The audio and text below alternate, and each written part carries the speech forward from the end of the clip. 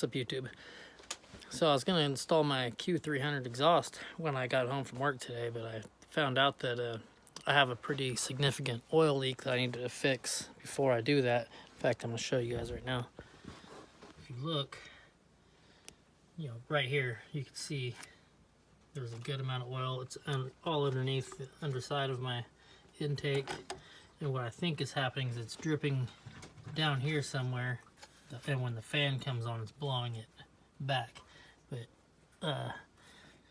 it's not coming from the top of my turbo feed line, but it might be coming from the bottom of the turbo feed line, or more likely it's coming from the oil filter housing.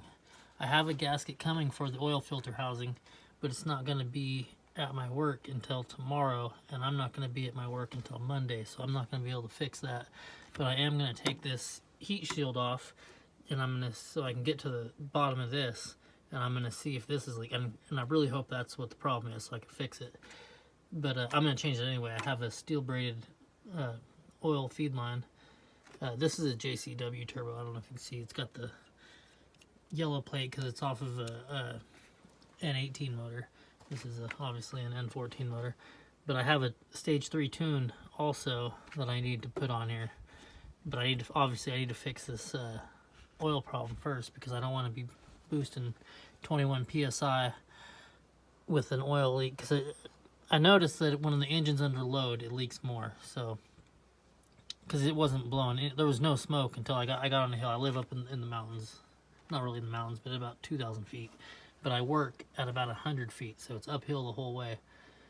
And when I got to a pretty steep hill, that's when I saw the smoke. So what I think happened was, when the engine was under load, wherever it was leaking from, which I'll see once I tear this apart,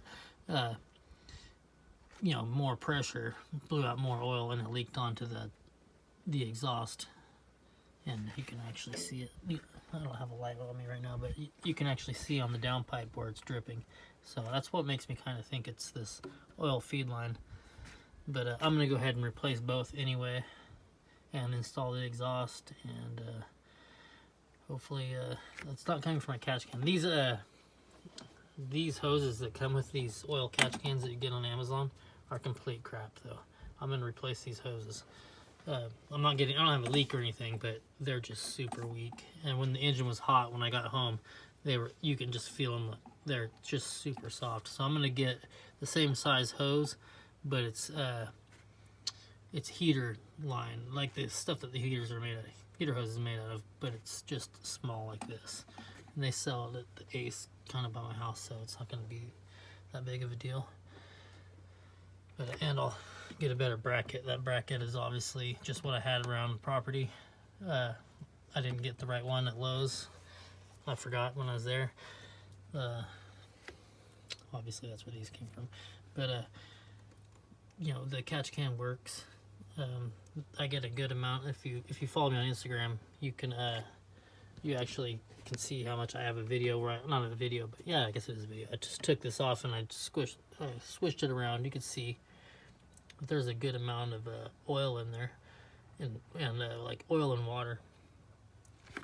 But yeah, so I'm gonna get this oil leak fixed, and then I'll go from there, and I'll keep you guys updated. All right, see you later.